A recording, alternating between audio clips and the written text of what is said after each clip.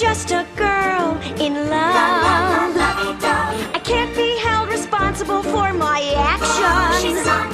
I have no underlying issues to address. I'm certifiably cute and adorably obsessed. They say love makes you crazy, therefore you can't call her crazy. 'Cause when you call her crazy, you're just calling her in love. Blam!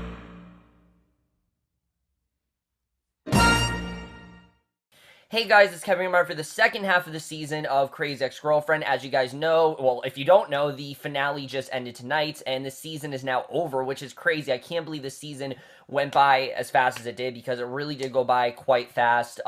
But let's get into the second half of the season, because as you guys know, I really love the first half of the season. If you guys want to check that out, I will leave a link below to the first half of the season, so you can get like a full review of the entire season, which I will do at the end of this video. But I definitely love the first half of the season. I loved how much they changed up the format, and how even though they got rid of, you know, they lost a major character who provided, you know, some very good storylines and some very good humor, and just was one of the more important characters of the show, they still were able to go on. They still were able to find ways to reinvent themselves. Season 2 seemed like it was going to be the season of reinvention, and that was something I really did love, especially with the way we closed out the first half of Season 2, with her not pining over a guy, but her wanting to be friends with Heather and Valencia and try to get them in her life, while also trying to mend fences with Paula. I thought all that was very set up. And then we get to the second half of the season, and I'm not gonna lie, I don't know if the writing changed or if they decided they want to do something completely different, but you guys know I love this show. I really do. And I expect, honestly, perfection. From a show this good, they really haven't given me anything to be upset about. There's rarely been an episode of the show that I don't like. Rarely has there been. And I'm not gonna lie, this second half of the season, I didn't think was great. I really did not think the second half of the season was great. I think the second half was very predictable, very much seemed like it was going in a completely different direction than the first half was, which some people may see as a good thing. Now, mind you, okay, even though I don't love the second half of the season, does not at all mean it is bad. I mean, there are some great things that happened within the second half that I was very happy about. It's just the main storyline that we follow really made basically no sense to me, and I really do not know why we went into this direction. It seems so pointless to do that, but let's just get into it, because as you guys know, we leave off Season 2, and, you know, we left off the first half of Season 2, and Rebecca and Paula are at odds. They're really not on good terms at all, and Rebecca wants to do whatever she can to try to fix things with Paula, and we get this great revelation in the beginning of episode 8, where, you know, they kind of made us think that Paul was going to try to fix things with Scott, but we see that she really does not have to do that, because of them being so distant. Scott actually ended up cheating on her with another girl, and Paula is not only enraged, but this is an unforgivable situation. I mean, she was doing whatever she could to try to make time for him. You know, she distracted herself. She had too much on her plate. She couldn't devote any time to him, and she was really willing to take him back and really say, you know, not take him back, but try to mend fences with him and try to, you know, just get their marriage back on the right track. And at the 11th hour, he tells her straight out that he cheated on her, and the look on Paula's face just shows how great of an actress Donalyn Chamberlain is, and she tells him straight out, look, I'm done. You know, you're not coming back in the house. We're not fixing anything. You're not part of this family anymore, and it's just such a serious moment. What I love about the show is because it is a show that's so fun and so vibrant and just gives you this very positive feeling. When dark moments happen like this, you feel it, and I felt it from this scene. It's the first scene of episode 8, but it's one of the best scenes of the second half of the season, just because of how great Donalyn Chamberlain really is in this scene. I thought she did an incredible job channeling all this energy. You can see that, you know, basically the entire first half of the season has been leading up to this with Paula, with the downfall of Paula and Scott's marriage. It's very sad to see. You can understand that this has been a long time coming, and things do get better for Paula after this, and I did like the way that Paula was kind of taking control of her life in a situation where, you know, she had started it. She didn't need to take control because she ended it before anything else could happen, which I definitely was very happy to see. So, obviously, things are not good between Rebecca and Paula, as we know, and we get to the episode, and now that Paula has kicked Scott out, she has a lot more on her plate. You know, she's very busy, she has a much more vicarious type position, and it's very time-consuming. There's not really a lot for her to devote time to her kids and to be able to make time for them. So Rebecca offers to babysit for them in, also one, because she wants to be a good, show that she can be a good babysitter, but also try to get back on the right track with Paula. And Paula is very hesitant about this, but she does, she's basically forced to agree to it because Rebecca wouldn't have said no in either case, and she would have done it anyway. And there's some very humorous moments between Rebecca and Paula's younger son, Tommy, and there's a lot of fun interactions between these two I definitely really love, especially showing how Tommy's very rebellious, and he's kind of at an age where he's starting to get into more mature stuff, and Rebecca is treating him not like he's a kid at all, like he's, an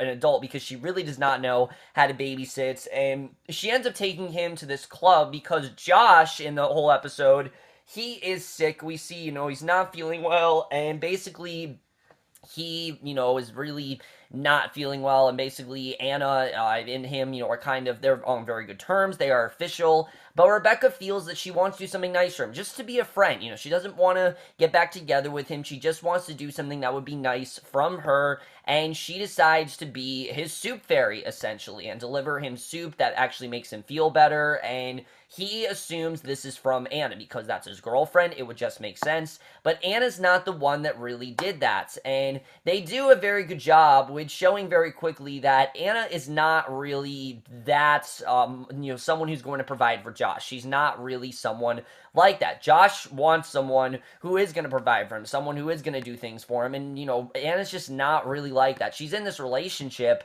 but she's not really someone who he talked to, she's a lot more into just going places and things like that, and Anna's a character, I thought they did a good job with her in episode 7, but here it felt like it was kind of lacking what they end up doing with her. They very much get us to show they're not in a very good relationship, and I thought they were trying to get at the fact that Josh wanted a normal life, and that Josh wanted a girlfriend that wasn't insane, and that's exactly what Anna was. Anna is as normal as a girlfriend could possibly be. Josh goes through this really weird epiphany where he basically decides to start taking up dancing. I believe it was like street dancing or something like that, and it's something that Anna is not at all okay with. She's basically outraged, and she feels very embarrassed by having to be with him, and she basically breaks things off because she's not at all into what he's doing, and in general, I really was not into the direction that this went. They break up very quickly, and it's sad to see, obviously, but you just don't really feel anything because these two literally just started dating,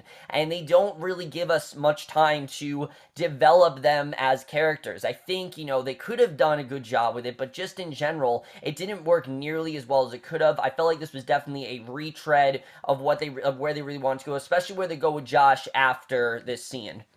So now we get to the ending, and the ending of this episode I did really like, because Rebecca actually does prove herself to Paula. Paula decides to take Rebecca back, and it's a really nice moment. I like that these two actually did mend fences as friends. I think this plot was, this was a plot that was going on for a while now. It seemed like the entire first half of the season was about, trying to destruct their relationship, and this was more of the reconstruction of her realizing what she needs to do to be a great friend to her, and her realizing that she needed to be there more for her, and I like the way that was done. The problem is that Valencia and Heather Valencia especially is nowhere to be found for a while. Heather's there with Rebecca. They're still friends, obviously, because Rebecca is her roommate and things like that, so they do some good stuff with them.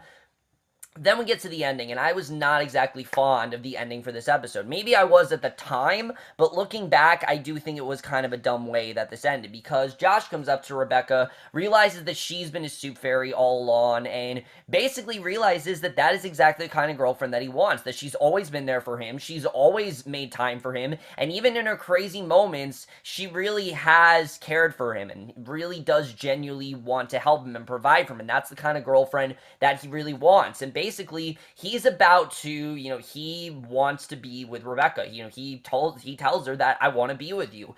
But at this last moment, Rebecca actually doesn't want to be with him. She told Paula that she would make time for her, and she's ready to tell Josh no, but Paula tells her to go after him because she knows deep down this is what Rebecca really wants. But we've already seen Rebecca move on from Josh. This was the part of the episode that didn't make a ton of sense to me. I mean, Josh and Rebecca, yes, in season 1, this is something that she wanted, but she realized in the beginning of season 2 that Josh and her will not work out. And it seemed like Rebecca was genuinely moving on from Josh in episode 7, and she was trying to move on to bigger and better things. So for Paula to now get her back in with Josh and basically tell her, you know, I know this is what you want, just go to him and try to be with him, it just didn't make a ton of sense to me. I didn't know why Paula told her to do this and why Paula wanted her to go back to Josh, but Rebecca does decide to do that. They basically end up in a relationship, and for the rest of the season, Rebecca and Josh, surprisingly, I don't know why, but they're actually back together, and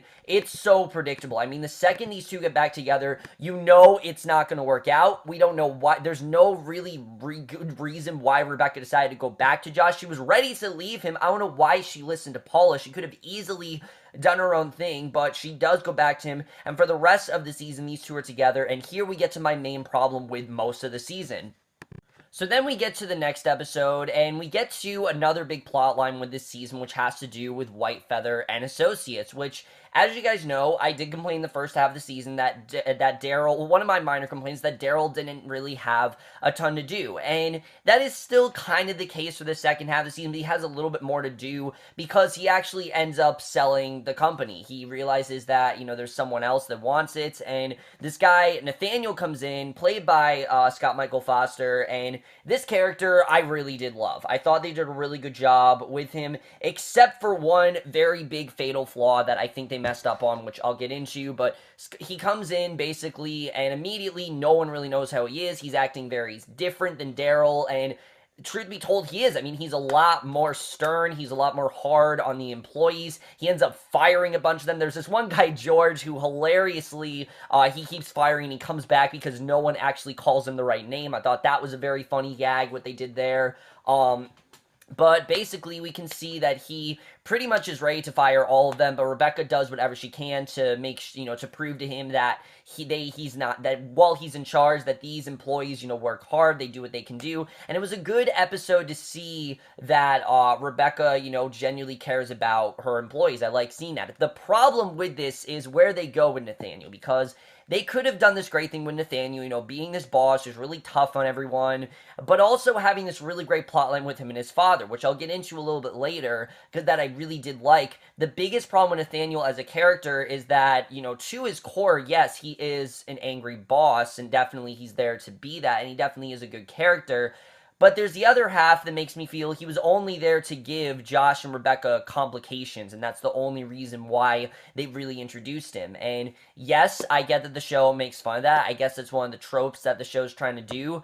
But the show is parodying it, is a parody of itself, if that's really why he was there. And this storyline, it really is a parody of itself. Because, yeah, that's exactly what ends up happening. Rebecca starts to fall in love. Nathaniel immediately is taken, you know, aback by Rebecca. He immediately kind of tries to sweep her off her feet and doesn't really understand Josh. You know, he thinks that Josh is lame. He thinks that Josh doesn't really have a life, because Josh at this point doesn't really have much direction. He doesn't really have a job or anything really, and he doesn't really feel like Josh is someone who will actually care for her. He thinks he will, and throughout the rest of the season, he's trying to do what he can to pursue her, and it's quite annoying, I have to say. It really is quite annoying that Nathaniel was there for that purpose. I felt like Nathaniel and Rebecca, I never really saw chemistry between them. I think they did a good job as friends, but as lovers, I just didn't really see it. I don't know why he was really brought in there. It was just kind of dumb, the direction that they decided to go with him. But the problem is, and the reason why I'm so upset is because the other stuff they do with Nathaniel is so great. I love the other stuff they do with this character. Because despite him being Rebecca, they also really show that Nathaniel is a man that really is doing whatever he can to please his father. And in many ways, he is very much like Rebecca. And they really do sell that point very, very well, that he is very much like Rebecca, in the sense that Rebecca, and we know in the beginning of the show, did everything she could to please her mother. She became a lawyer, she was successful in that field, even if she didn't really want it, she did it to please her mother. And just like Nathaniel tries to please his father is very demanding. His father expects, proficiency, and he doesn't believe in imperfection. He feels that there is no such thing as unprofessionalism, and there is no such thing as getting to relax. You must be a hard ass basically 24/7, and that is why Nathaniel is so hard on all his employees, because of the fact that he was raised to do that sort of thing. And they do a very good job with that parallel. That's something that I definitely did enjoy, and I like seeing Nathaniel, stripped down a bit. There's a great episode in episode 12 where he ends up contracting food poisoning, and a lot of shit happens, and he literally ends up shitting his pants, and basically he has to, take a nap because he just can't do it. He's not in the mood, and this is someone who constantly says, I don't believe in naps, I don't believe in breaks, I don't believe in that kind of stuff, and it's not because he doesn't, it's because he knows his father would not be happy with that kind of thing, and seeing him doing whatever he can to please his father is a very well done storyline, but they just didn't explore it, I think, as well as they could have. I think that they could have done a lot more with this, but unfortunately it's too focused on trying to, pit Rebecca and Josh and get them to split up. It just didn't really work in that sense. And the best way they do show Rebecca and Josh's relationship is what they end up doing in episode 10, which I actually really did love what they do in episode 10, where Rebecca ends up taking Josh to visit Naomi because she finally feels like she has someone who's going to solve all her problems. And Josh kind of feels the same way, that Rebecca's going to solve his problems, and basically that he's finally going to be the one that she can, talk shit about her family to, and finally have someone to rely on. But the exact opposite ends up happening, because Josh actually ends up growing close to Rebecca's family, forming a fond connection with them, and that's understandable. Josh doesn't have the bad history that Rebecca has with her family, so, understandably, Naomi isn't going to be as standoffish and as manipulative and as demanding towards Josh. In fact, she kind of starts flirting with him a bit, and Josh isn't really upset about it. He kind of just takes it, and, he kind of does it in a playful way, but Rebecca is quite upset because it's not at all the way that she thought it was going to go. And Patti LuPone does a fantastic job as this one character who basically tells her that, things that if she really did love Josh, she wouldn't be upset that he would be doing this kind of thing. And Rebecca at this point is starting to realize that her and Josh are not the same at all, and that is, he's really not at all the guy she really wanted to be with. And she goes to Dr. Akopian, basically telling her how bad things are. And Dr. Akopian is basically telling her, look, if you don't want to be with Josh,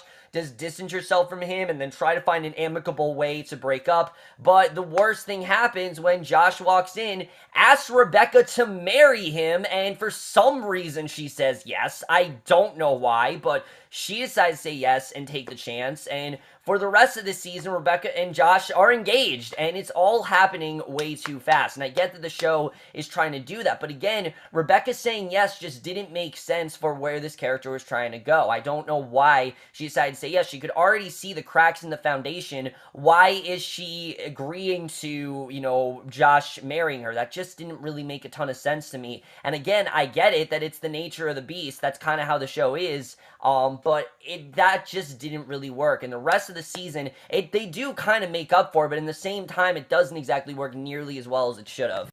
Because then we get this episode 11, which, in my opinion, might be the worst episode the show has ever given us. It honestly might be. Now, that's not necessarily a bad thing, because the show, it's still a good episode. Even when the show is bad, it's not, it's not bad. It's bad in the sense that it's not great. And with a show that's so consistently great, when it's not great, it does disappoint me a bit. And I think that Season 2, Episode 11, Josh the Man of My Dreams Right, is not only the worst episode the show has given us, it is probably the one episode that doesn't feel like a Crazy Ex-Girlfriend episode, because it just doesn't feel at all like the same type of show. It's not as witty, it's not as fun. It definitely does make attempts to do that, but most of this episode is Rebecca and Nathaniel trapped inside an elevator, her doing what she can to stay away from him, even though, Paul is telling her that she's growing too close to him, she needs to try to distance herself, and they end up trapped in an elevator together, basically because of Mr. Wynn, the Santa Ana Winds, which is one of the dumbest subplots this show has ever done, honestly.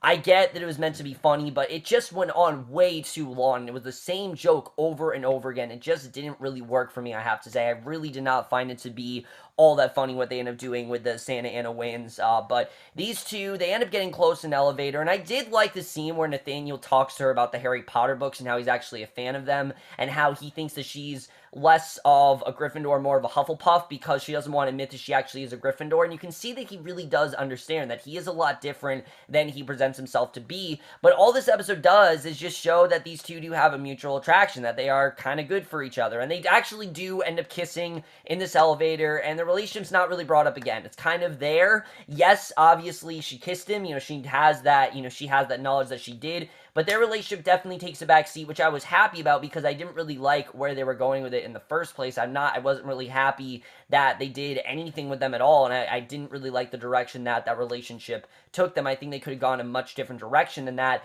But then we get to the end of episode 11 where you see Rebecca. This could have been a really good scene. She's doing whatever she can to try to dodge her kiss with Nathaniel. She doesn't want to tell Josh about it. It seems like she's about to tell him, but instead she tells him that she looked online and they can have the wedding in 2 weeks. And yeah, so now they're getting married in 2 weeks, and Josh can tell this is all going by so fast, but he's doing whatever he can to try to stay happy and try to stay in the moment because, again, he feels like this is a girl that's going to solve all his problems. This is a girl who's good for him. This is someone who's going to provide for him, and that's something that the last 2 episodes do extremely well. It's just this particular episode did not really work in that field. I think all it did was complicate things between them, but things were already complicated enough. We don't really need Nathaniel in there, and it just kind of seemed like it was too overcrowded in that sense. However, the last 2 episodes of this season are genuinely great. I really did love the last 2 episodes. I liked the way the show concluded overall, especially the last one. But the 12th episode I thought was very well done, just showing Rebecca's madness and showing that this is all happening so fast for her, because not only is Rebecca planning on having a wedding in 2 days, but she plans on doing it all herself. She buys a do-it-yourself wedding kits, and you can imagine how craziness ensues for Rebecca, because this is Rebecca we're talking about. Rebecca doesn't really think things through, as we know. So she's going crazy here, losing her shit, and you could say that she definitely, didn't really think things through with Josh, but that did not make sense to me at all. But she loses her shit here, basically, and, she's on the point where she doesn't know if she can really do this, and she confides in this delivery guy, Patrick, to really tell her if she's okay, because, she just doesn't know if she really is, and Valencia ends up coming in. Basically, we get this great subplot with Valencia, which I absolutely love. I honestly think this might be my favorite Valencia episode to date because of where they go with her at the end of this episode, but basically, Valencia realizes that she never really wanted to be a yoga instructor. It's just not something that she wants to do anymore. Yes, it was a career, but it was never something that she really wanted to do her entire life. She wants to do something more where she helps people, and she wants to do something where she can actually benefit someone. And, Heather sees how efficiently planned and, how blunt she can be and just how direct she is, and she feels what she should do is be the plan. Basically, actually, this wasn't Heather's idea, this was Valencia's idea, that she will actually be the planner of Rebecca and Josh's wedding, and that's how we end episode 12. She's now planning their wedding, and I was very happy to see that. They didn't give a lot for Valencia to do, but this was definitely enough for me to say, okay, I'm not upset where they took Valencia at the end of the season. I was very happy to see what they did with her here. I was a very good moment where they show how far the character has come,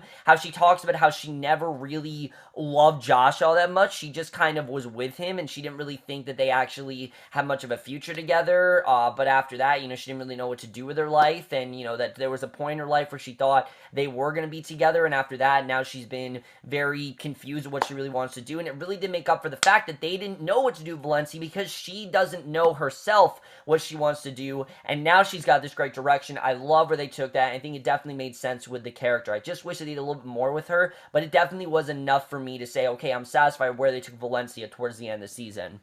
And other than Rebecca and Josh's plot, not a ton else happens in the second half of the season. There definitely is stuff for Paula and Daryl to do, but it's very sporadic. We see this season that Daryl basically tries to be Paula's friend in a time of need because Rebecca's with Josh and, getting closer with Nathaniel. And yes, obviously, Daryl has White Josh, who they do kind of focus on the relationship, kind of not. That's kind of like an in-and-out relation that we never get, I think, enough with. Definitely, I think they could have done a lot more with it. But in the end, basically, we see what ends up happening is, we see basically by the end here that not only do White Josh and, Daryl, obviously their relationship is good, but he just gets closer with Paula, and Paula is at first a bit, she's a bit freaked out by what's going on because he's being very clingy and very just really just too much. He's being very too much. He's trying to force the friendship, and as we know, when you force the friendship, it doesn't really work. That's what happened with Rebecca, with, you know, Heather and Valencia when she tried to get them to be friends with Paula. It didn't work, and it doesn't really work here either. And the whole time I'm thinking, where is Sunel? We know that Paul has been friends with Sunel. Why didn't we see more Sunel? They introduced him in episode 6. It seemed like that was going to be the thorough line for this season, that he was going to be someone that Paula could confide in when she got tired of Rebecca. Why didn't she just go to Sunel? I didn't understand this. This didn't really make a ton of sense to me, why Sunel only was in like one episode in the second half of the season. He really did get the short end of the stick there. But basically, eventually, you know, she does agree to be friends with Daryl, even though, you know, she's not his best friend, you know, he's not her best friend, she will be his best friend, and I really did like the way that was done. I thought it was a very well done plot, and she tells him that, you know, he is her male best friend. I really did enjoy that, but again, Sunel, I just don't understand what happened to him, and it just felt like this was there because they couldn't get the actor back. I don't know if he was busy, but they just don't really do a ton with other subplots. It's probably the first half of a season of Crazy Ex-Girlfriend where there really is no subplot. There's stuff going on here and there, but most of it is either further development for Nathaniel or some going on with Paula and Daryl, and that's really all that goes on there. But now, guys, let's get into it. The season finale of Crazy Ex-Girlfriend, which is truly insane. There's like a million things that happen in this finale. But now, guys, let's get into it. The season finale, Crazy Ex-Girlfriend, which is truly insane. I mean, so much went down in this finale. And I'm not going to lie, a lot of the problems I had with the second half of the season were fixed in this finale. I was originally going to go a lot more lower with my grade for the second half of the season. But because of how great this finale really was, it really did retcon a lot of my problems, I have to say. A lot of those problems I have are completely abysmal now, because now I understand why I decided to go in that direction with where they went with Rebecca and Josh, because this episode is completely focused on Rebecca and Josh's wedding. There's a couple other things going on, but that is the main focus in this episode, and I thought they did a very good job with setting us up for that, because we know straight out this wedding is not going to happen. There's absolutely no way that Rebecca and Josh are actually going to get married. It's just happening way too fast, and we can see Rebecca, you know, she's very excited about finally getting to be this bride, but also because her dad is back, because Nathaniel was able to pull some strings and actually was the one to bring her dad back, and this was a nice moment. But again, I don't see it as a boyfriend move. I see it more as a friend move, that he helped someone who he could see was in a very similar situation to his, and he really wanted to help her out. And she, you know, she finally gets to see her dad, who she hasn't seen in so many years, and they have this great interaction where she finally feels like, okay, you know, her dad's gonna finally love her and approve of her love, and I thought that was a very nice moment. And she even got Naomi. Naomi's at the wedding, even though Naomi is her, you know, usual callous, arrogant self, you know, just complaining all the time, very cynical. That's just how Naomi is in general, but I did like the way they had Naomi and her father there. Really, she got everyone there for her wedding, and she's very happy about that. But we can see that throughout this episode, she keeps having visions of this guy named Robert, and this twist completely changes the entire show for the better. I love everything about this twist, because in a lesser show, this would have been ridiculous. It would have ruined a show. It would have been completely over the top, but this show knows how to handle it, and they did it incredibly well, I have to say, with what they ended up doing with this character of Robert. I love the direction that they went with him, because basically, throughout this episode, she's having several fragments of this guy, Robert, and Josh is freaking out about this guy. I mean, he is destined to figure out who this Robert guy is, why she keeps calling him Robert, why she keeps talking about Robert, who is Robert, because something more is going on. And he starts to realize Rebecca has not really told him the truth, because he goes to her father and, you know, asks what it's about, and he talks about how there was a guy named Robert in Harvard, but, you know, Josh knows that Rebecca went to Yale, at least, you know, and we know that she went to Harvard, but Josh always thought she went to Yale, that she's told Josh her entire life, the entire time they've been together, that she's gone to Yale, and basically, you know, he tells her that, you know, yes, she was supposed to go to Harvard, but she went to Yale instead. She went to Yale because of what happened in Harvard, and this really changes everything. You know, we never really knew this about Rebecca, and I like that we as well are new to this. This is information that we didn't know, and it makes the episode that much more revealing and that much more worthwhile. This is by far the most character-focused episode of the show we've ever had, and it might personally be my favorite episode. I honestly love this episode. There were so many great things going on in this episode, I have to say. I mean, besides a couple other things, it might be one of my favorite episodes of this entire show, honestly, because it is such a great episode for Josh. Yes, this show is so focused on Rebecca, but this really is Josh's episode in every way, because this is the episode where Josh really does realize what he's becoming, because he has this conversation with Hector, and he talks about how he always seems so confident, and he always seems so happy, and he doesn't really understand it, and at this point, Josh does have a life for himself. He's become a gym teacher, he's very devoted to religion,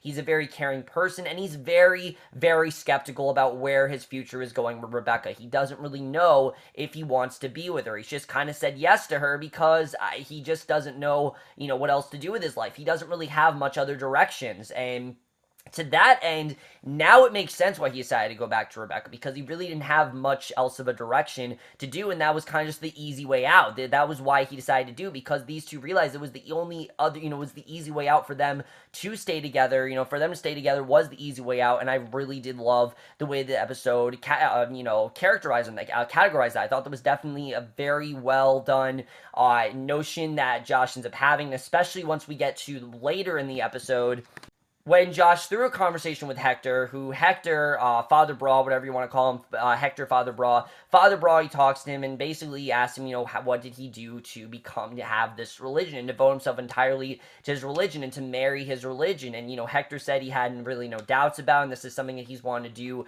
his entire life. And basically, Josh starts to realize that his entire life, not only has he really had no direction, but every time that he feels down, he decides to go to just a pretty girl because she's attractive and because it just seems like a good ending for him. And that's why every girl has never worked out, because he's truly never loved any of them. He's just kind of seen them as pretty and someone who he can look at while he talks to and feel somewhat pleasant about and feel somewhat enamored by, but he might not actually like them. He might just kind of be talking to them. And it's a very well done moment for Josh, because it totally makes sense on why he's had so many failed relationships. He was never with Anna because he wanted a simple girl. He was with Anna because she was an attractive girl that was a good distraction for him. He was never with Valencia because he wanted a genuine life with her and, to buy a house and to give her that wedding. No, he was with her because she was successful and she had a direction in her life, and he felt that by her having a direction, that would give him direction.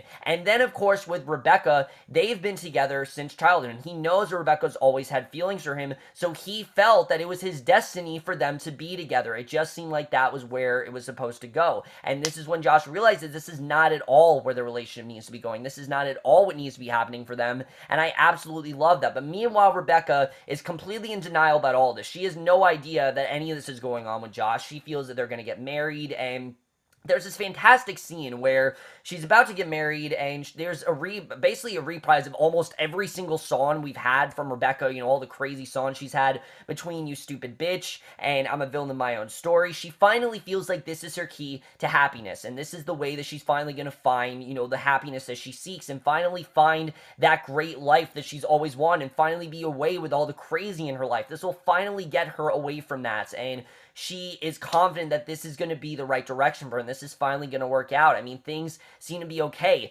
Even though her father is asking her for money, she knows that she's not going to have to see him much longer. She feels that she's going to find a way to win her, to win herself into his heart, get Naomi back on a good path. She really feels this is going to fix everything, but we know deep down it's not really going to fix much of anything, and we very much see that throughout this episode, that it really isn't going to fix a lot of things. And by the end of this episode, you also have Trent, who's trying to pursue Rebecca, digs up some very questionable information about her that he does present to Josh, and Josh is obviously taken aback by Trent because he knows how creepy and stalkerish Trent really is because of how he was in the first half of the season, which it was awesome to see Trent back. I definitely really did enjoy seeing that. That was a lot of fun to watch. But what ends up happening at the end of the episode is truly tragic, but it's very inevitable that this is the direction we were going in. Not all the direction I thought Josh was going in, but I love where they took the end of the episode. First of all, we find out that Josh and, not Josh, actually, Daryl and White Josh actually have a conversation where Daryl, early on, White Josh told him that he doesn't really want to get married, and he just doesn't want to do all that craziness, but Daryl starts to see how happy his daughter is, and that life that he's made for her and that he hasn't really been able to be with her. He wants kids with White Josh, and he realizes it in this moment, and that's a very interesting direction. Again, makes up for the fact these two haven't really had a lot to do. That is something I'm definitely interested in getting into in season 3. Are these two genuinely going to have kids? Is this actually going to work out for them, and who's going to be their surrogate? If Paula ends up being their surrogate, that could be a very interesting storyline if that's where they're going with this. I don't know if that's where they're going, but that's kind of where I think they're going. If that's Paula ends up being their surrogate mother, I don't know if that's going to happen, but we'll have to see what ends up happening there, because I think that's going to be very interesting. But the big stuff, of course, is the ending. The ending is a big one, and to say it's a big one is an understatement. I mean, the ending truly is the game-changing ending for this show, and it really does show how far this show has come, because Rebecca realizes that Josh is not showing up to the wedding, and she, is so hyped for it, and, she's so fixated on the fact and just so happy about the fact that this is finally going to change everything. She fears that, she has no fears at this point. She feels that there's no way this can go wrong. This is going to go great for her. And then at the 11th hour, Josh doesn't show up. And it's not because he's gone to the gym teacher, which is what Rebecca thinks happened, and he went to the gym teacher. No, he's leaving her not because he found another girl, but because he wants to become a priest, we find out. Yes, Josh is leaving her to become a priest, and it's crazy to think about, but it makes sense for Josh. This is the way that Josh will regain faith. This is the way that Josh won't cling himself onto every girl. He wants a life where he can finally have a direction for himself, and this is the direction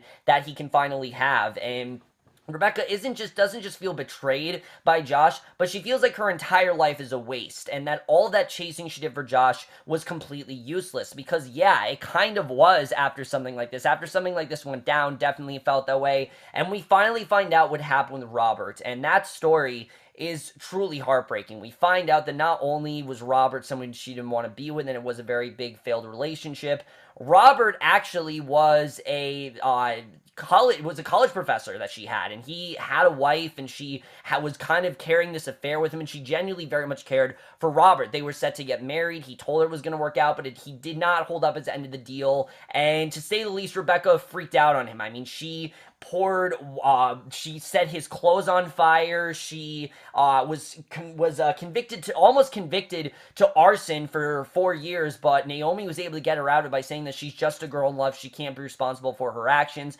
A good way to tie into the theme song of the show. That's a great way of darkening the comedic layers that the show has, and the show does such a great job with doing that, with darkening the layers here. And we get to the end. Rebecca at this point is contemplating suicide, and it's such a big moment for the show, and you genuinely think, holy shit, she's going to kill herself. And if this show were to get canceled, I would have thought that Rebecca was going to commit suicide. I genuinely thought she was going to. She's raised, she feels like she has no life. She feels like everything that she has been doing has been a complete waste, and that every guy ends up leaving her because of her. And in this moment of self-realization, where she realizes that every single guy she's left has been basically because of her, Paul is doing what she can to tell her, we're going to get our revenge on Josh, but Rebecca says that she doesn't just want to get revenge on Josh, she wants to destroy him, and that is the way this season comes to a close. Such an epic end to a very impressive second season, but let's just get into this and where I think we're going to go from here, because holy shit, there's so many possibilities for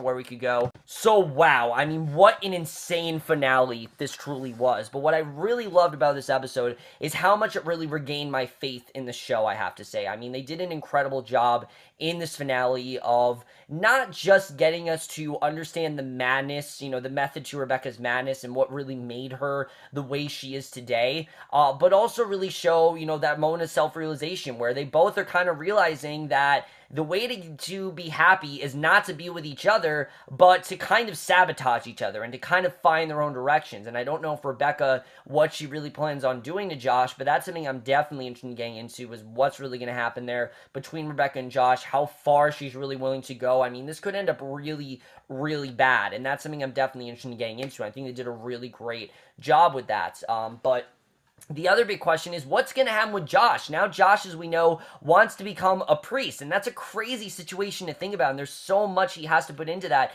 And again, this is something that Josh really has not thought through, but I think this is the first time in his life where Josh genuinely feels this is something that he should be doing, and this is something that he should be doing pretty much his entire life. He finally is a way to, one, help people, which is something that Josh has always wanted to. He's always seen the good in people. He's always wanted to be someone to help people and advocate for them. He's always wanted to do that, but it also gives him a reason to not turn to girls every 5 seconds and finally have some sort of a direction in his life and finally feel like he can, think about things that don't involve girls and finally move on from that, because it was just too easy. He's not, focused on what's easy now. He's focused on what is the right direction for my life to take, and I love the direction that Josh is going. But what's really going to happen here? Is he going to become that priest? Is he going to become successful?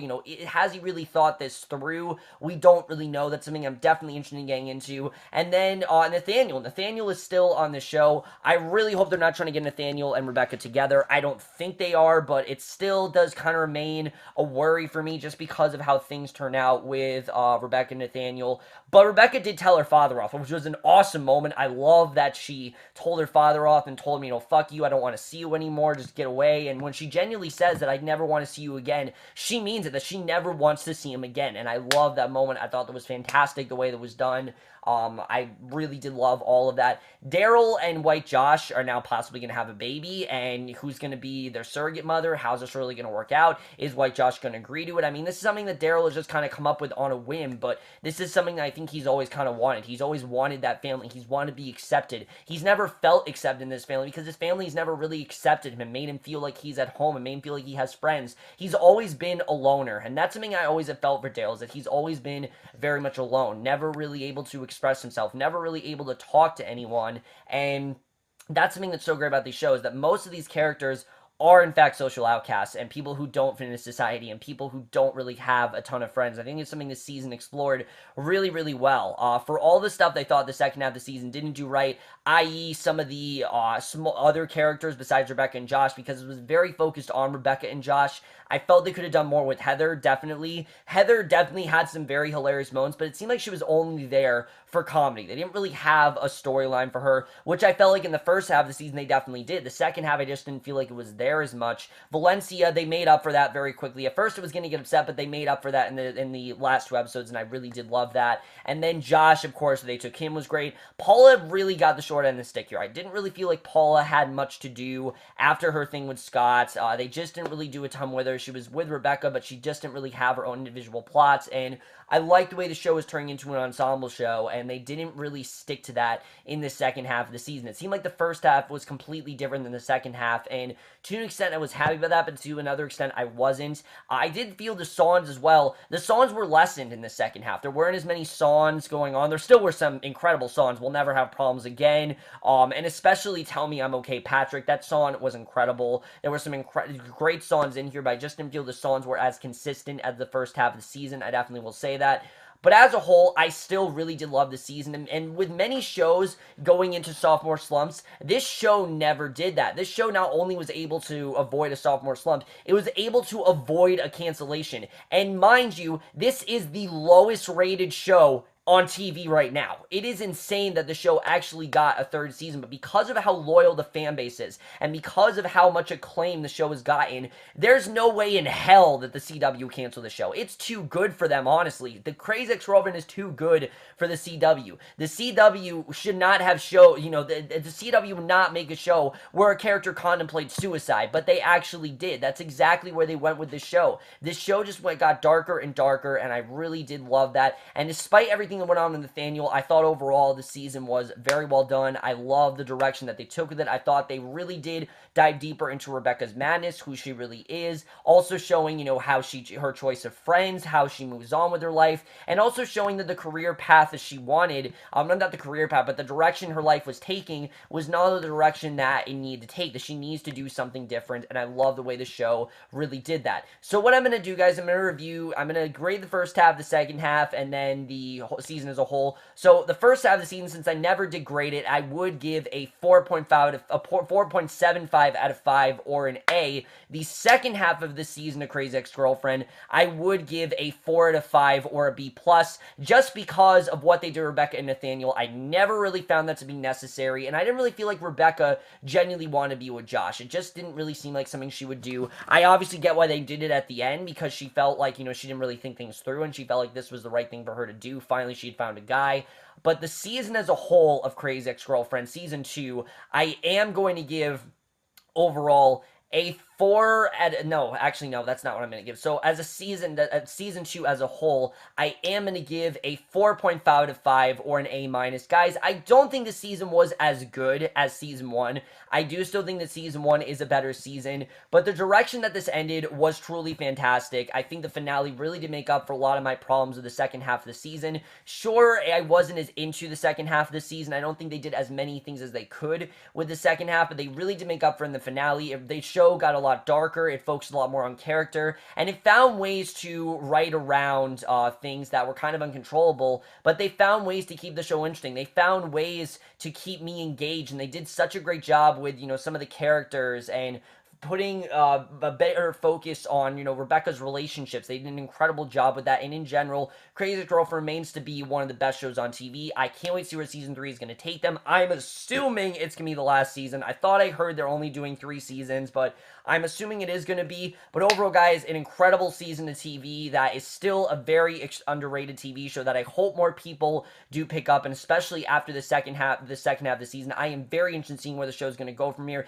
It's clear to me the show is clearly evolving in the best way possible, and that's something a lot of shows don't know how to do nowadays, and this show knows how to do that extremely well, and it's clear they really do have a thorough line of where they're going. I can't wait to see where that thorough line really is going to take them, and how Rebecca's, you know, eternal search to happiness finally finds that search for happiness, hopefully in the next season. But over, guys, the Crazy Ex-Girlfriend Season 2 is now over. I can't believe it. The season has flown by for me. Even though I wasn't as into the second half, I still really did love this season. Thought this was an extremely well-done, written season overall. I really did love it. But overall, guys, most of you guys saw this season. Left your thoughts on it. Where do you think the Season 3 is going to take us? Are you excited for Season 3? I'm hyped out of my mind for Season 3. I can't wait to see where they're going to go. But that's it for this video. Hope you enjoyed it. We'll see you guys in my next video, which will be for the Vampire Diaries. As you guys know, I have about 4 episodes to review. I'll review the first 3 from last week, and then I'll do a separate review of tonight's episode, so definitely look forward to that, and I will see you guys for that. Okay, bye.